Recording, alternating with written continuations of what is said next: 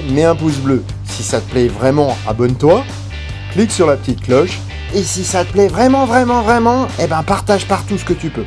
Merci. Salut les amis, bienvenue dans la e-Golf de Fabien, qui l'a reçue aujourd'hui et qui a accepté gentiment de nous la présenter. Bonjour Fabien. Bonjour Didier. Alors Fabien, ces premières impressions de cette nouvelle Golf? Alors écoute, franchement c'est une voiture très agréable, ça reste une Golf, voilà, donc c'est vrai que elle n'est pas neuve, elle est neuve pour moi, mais elle n'est pas du tout neuve sur le marché, elle est plutôt même en fin de vie, donc, mais en tout cas c'est vraiment une belle voiture et très plaisante à rouler. Avant, tu avais une Ioniq, hein, je crois. Enfin, c'est la voiture de ton épouse, puisque toi, tu te déplaces au quotidien avec une Tesla Model S. C'est ça. C'est vrai qu'on a commencé par une Ioniq, qui très rapidement est devenue la voiture secondaire, et la Model S est devenue la voiture principale. La Ioniq, je l'ai eu vraiment au début de sa commercialisation, au mois de décembre 2016. Et donc là, on arrive en fin de location, et je dois rendre la voiture fin du mois. D'accord. Et globalement, la grosse différence que tu pourrais dire entre la Ioniq et la e-Golf? Toutes les deux sont des voitures thermiques qui ont été adaptées, on va dire, en électrique, même si la Ioniq a été un peu plus mise en avant par rapport à sa propulsion électrique, mais ça reste des voitures classiques au demeurant par rapport à une Zoé ou par rapport à une voiture type i3 qui ont été vraiment conçues pour être uniquement en électrique.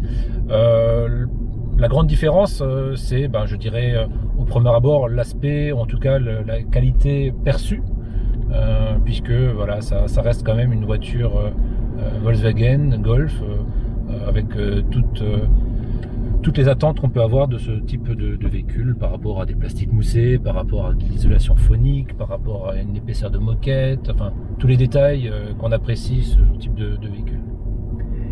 Et donc en termes de motorisation, quelle est la différence que tu vas avoir par rapport à ta précédente? La Ioniq, c'était un moteur de 80 kW, donc ça fait 110 chevaux, équivalent 110 chevaux.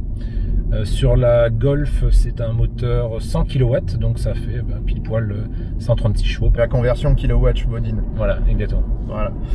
En termes de consommation, est-ce que tu retrouves le même phénomène que sur la Ioniq, à savoir une consommation relativement raisonnable à basse vitesse, et sitôt qu'on monte sur de l'autoroute, on va avoir des consommations beaucoup plus élevées?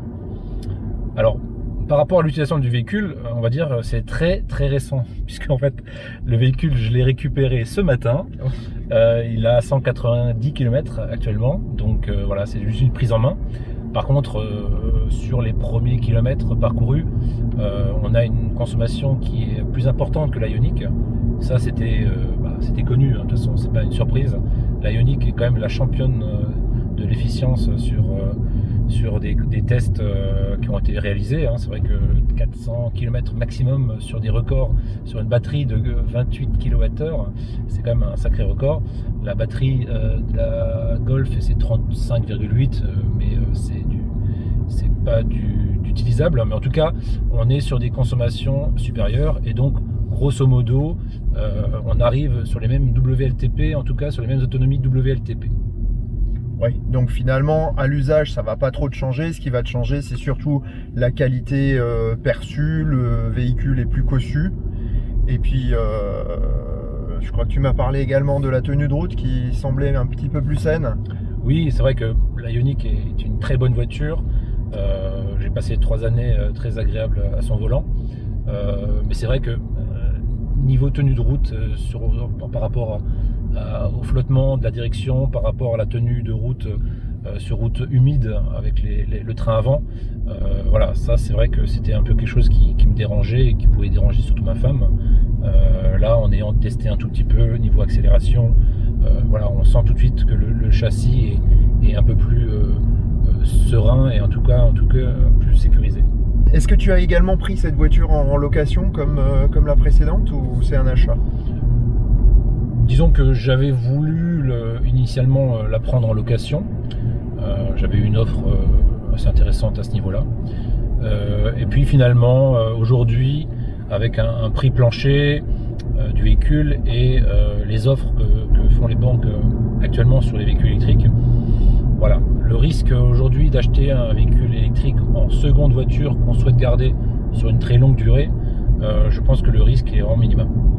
D'accord, donc celle-ci, tu as préféré l'acheter en espérant la garder longtemps, ce qui n'est pas idiot quand on connaît la capacité qu'a une Golf à passer les années sans trop les subir. Tout à fait, oui, c'est ça. Je pense que tu aurais peut-être pas réagi de la même manière avec une autre voiture, une autre marque. Non, mais disons que la Ioniq, de toute façon, c'était mon premier véhicule électrique. C'était également le premier véhicule électrique pour la marque Hyundai. Voilà. Donc c'est vrai que je voulais pas prendre ce risque-là, et puis c'était pour essayer. L'essai a été concluant, puisque derrière j'ai passé le cap dans la famille Tesla. D'abord par rapport à un modèle 3 que finalement je n'ai pas acheté pour des raisons de place et de nombre d'enfants. Et du coup, la modèle S, elle, remplit totalement son travail. Donc Fabien, je crois finalement qu'on fait tous les deux partie de cette catégorie de gens qui avons précommandé une modèle 3 et qui avons fini avec une modèle S ou une modèle X. Tout à fait, ouais. Mais pour la petite histoire, je viens à peine justement de demander le remboursement des 1000 € qui étaient demandés à la précommande. Ah oui, d'accord.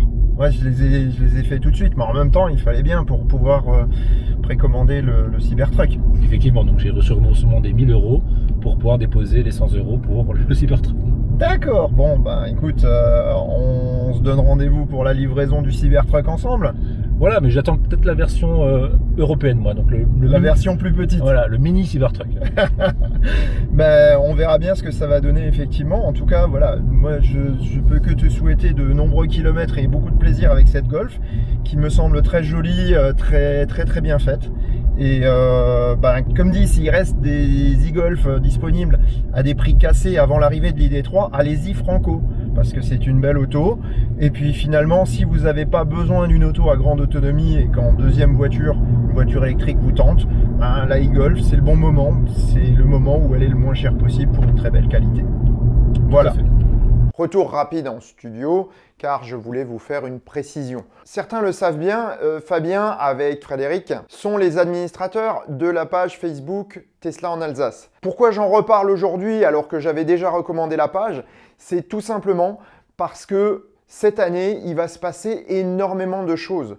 Et entre autres, il va y avoir plusieurs rencontres qui vont s'effectuer en Alsace. Je vous invite vraiment à garder les oreilles ouvertes, être attentif à ce qui va se passer pour vous libérer les dates parce qu'il y aura des choses vraiment très sympas qui vont se passer au niveau du groupe. Autre chose, c'est que Fabien alimente aujourd'hui ses voitures électriques avec un système de panneaux solaires. En tout cas, il a fait la correspondance entre ses consommations jusqu'à présent et la production solaire pour sa mobilité. Ce qui est très important, c'est qu'il nous donne des données fiables et je vous invite à aller regarder sur le groupe où il a partagé le bilan de l'année de sa consommation et de sa production solaire. Il est en effet très sympa d'avoir des données et des valeurs réelles dans notre zone, alors que la plupart du temps, les constructeurs et fabricants vous présentent des situations idéales et relativement irréalistes. Voilà. Ceci étant dit, retour dans la voiture de Fabien. Sur ces bonnes paroles, je vous souhaite bonne route ainsi qu'à toi Fabien et merci encore. Merci. Et je vous dis à bientôt pour un prochain épisode du Choucroute Garage.